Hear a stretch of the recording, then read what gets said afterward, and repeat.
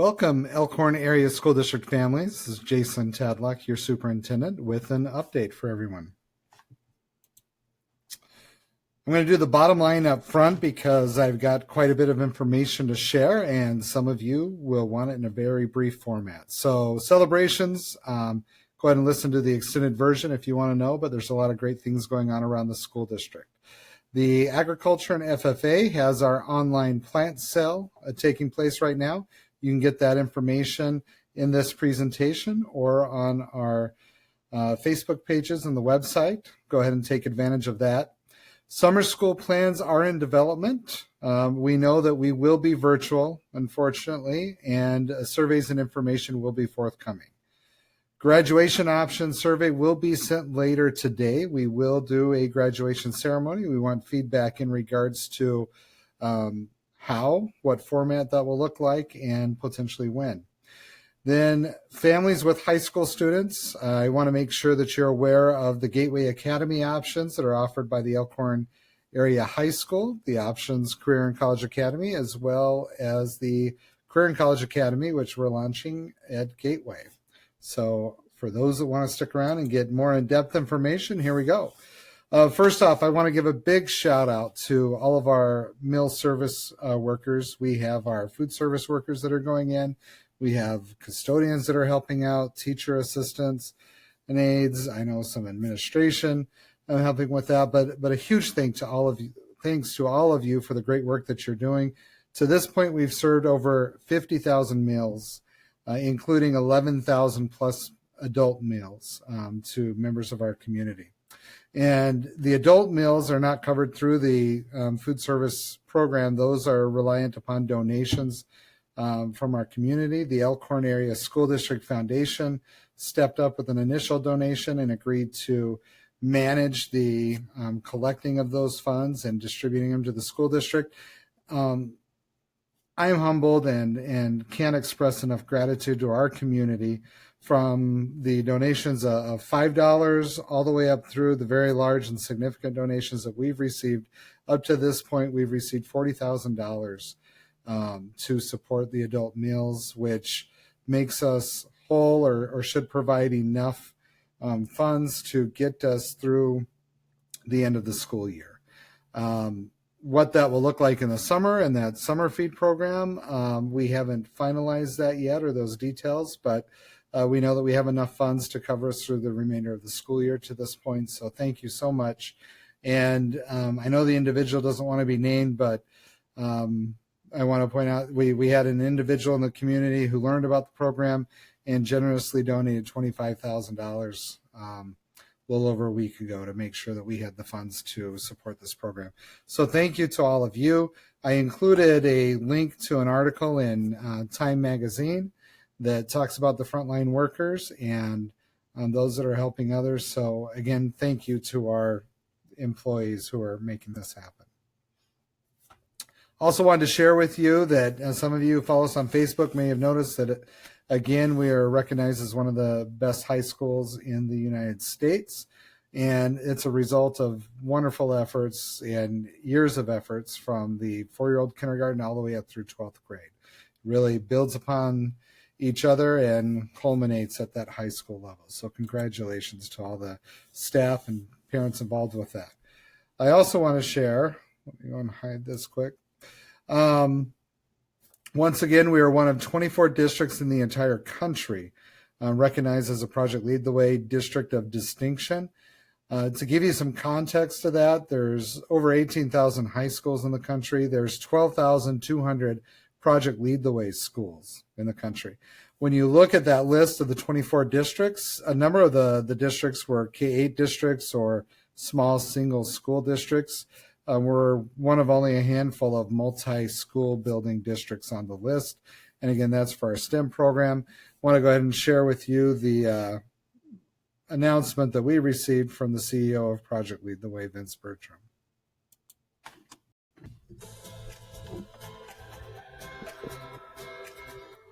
Hi, I'm Vince Bertram, President and CEO of Project Lead the Way. It is an honor to congratulate you on your recognition as a PLTW Distinguished District. The work you do is among the most important in our society, empowering students with the knowledge and skills they need to thrive no matter what career path they choose. Designation as a PLTW Distinguished District displays your commitment to increasing access and achievement in PLTW programs. The evidence is compelling. PLTW works, and it works because of you. Thank you for all you do on behalf of our students, and thank you for the important role you play on the PLTW team. Again, congratulations, and I look forward to continuing to partner in this important work.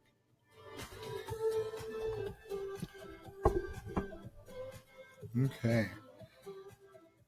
Again, congratulations to all of our teachers and our staff who've worked hard over the years to build such an outstanding STEM program. For those that aren't aware, starting in 4-year-old kindergarten, we begin with, and up through 8th grade, all students have exposure to computer science, biomedical science, and engineering embedded right within our science curriculum. And then in high school, they have a choice with all 3 of those pathways as elective options that they can choose. So good work, students and staff. It's quite an honor to receive. Also, I wanted to share with you that we're getting the initial numbers back on the ACT, and those numbers won't go public for a while, but I want to congratulate the juniors on the initial results. Look great, and I know that we're seeing an increase in that overall ACT average as well. Good work. One last celebration and very important one. I want to thank all the teachers and all of the families. I know this is a difficult time. There's a lot of challenges out there, but I know there's a lot of creativity going on. I just went to one of our Facebook pages and snapped the first post that came up. I know there's a lot of sharing and great work out there. So this is an example from Mrs. Swig's first grade class doing it looked like a crazy hat day lunch date. I know there's a lot of creative approaches going on and connections, and I want to thank you parents for all of your support, for all of your patience, and for all of the love and caring that you've shown to our staff during this time. And thank you, staff, for reaching out and doing your best to serve our families during this time. Okay, a plant sale is going on through the greenhouse. All the plants were ordered before all of this took place. Then we had the shutdown in our beautiful greenhouse, and Mr. Cruz received cases of all these plants to plant. And with the school shutdown, I want to give a big shout out to Mr. Cruz and his family. They worked very hard to get all these plants still planted. He didn't have the students and the courses, where they could come in and do that like they normally would. But they got it ready, and they also got creative in working with the FFA, and they set up an online store. You can go to that online store, put in your order, and they have a system in place, thanks to volunteers through the FFA, where you can come and do curbside pickup. The picture there is not us violating social distancing. That is a archive picture from 2019, what the inside of the greenhouse looked like. So be sure to take a moment and check that out. Summer school, and this is really, we've been waiting to get more guidance and learning from the state in regards to when are we going to be able to open back up. And I've been holding out hope for some time that, we'll get into phase 1, possibly into phase 2 sooner rather than later. If you're aware of the Badger Bounce Back plan, that's what I'm referring to.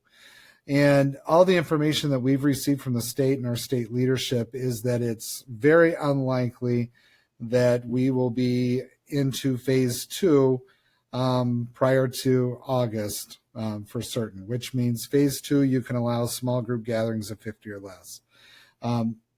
Basically, in a nutshell, I don't know when we're going to be able to reopen and have even small groups or even large groups. Phase 1 will allow for 10 or less, but they'll give us more guidance what that would look like. But what we do know is that they have given a waiver to allow all grades to be able to attend summer school virtually.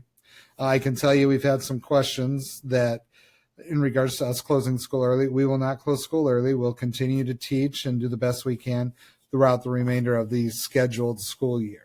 But we will be converting summer school to a virtual option.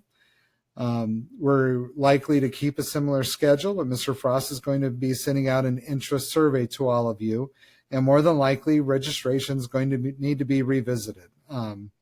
We have different teachers who are interested in doing summer school now that it may be virtual, and we have some of our prior teachers who virtual just doesn't really work for them. So we're going to be putting together a plan based on what your interests and what your desires are to put together the best summer school program we possibly can in this current format. So please look for that communication from Mr. Frost. Your input is critical in helping determine how we move forward. Graduation. Due to that, the same fact that I just shared with you, that it's looking like no large gatherings are going to be possible anytime soon, we're going to have to come up with some creative solutions in regards to how to do graduation and give the kids the best send-off we possibly can. A survey is going to go out later today to students to seek their feedback. I want you to know that within that survey, there's going to be a few options that we're asking the students to respond to. First would be a virtual graduation. Second would be a hybrid, where we would do some things virtually with it, where we would perhaps do a drive-through supply pickup, the diploma being the supply, so to speak, where we could potentially have a photo op. And then the third option, postponing and hoping. But once we get into August, I know we have kids that will be planning to go off to college and leaving, going to different places and locations, and it may be hard to get everybody together. But those will be the three options that we'll be looking at. As far as prom goes, I know that we're still working with, still booking the same venue, holding out hope that by that time we will be under different circumstances and we'll be able to hold prom. If that has to get canceled again, then we will come up with a different format there as well. But look for that survey. We need your input and your feedback. And I guess that's all I have to add to that, other than, when you think about it, we're about 6-7 weeks into all of this. To the end of the school year, we have about 5 weeks left to go to the end of the school year. Then you have all of June, you have all of July. So a lot can happen, and I'm crossing my fingers that, what happens is in the positive direction and that we get back to a little bit more of a sense of normalcy. We know that things will have to be different, and we'll have to set, schooling may look a little bit different in the fall, but we're going to take the proper precautions necessary. And we don't want to overreact as well, because that's a lot of time before the end of July and beginning of August.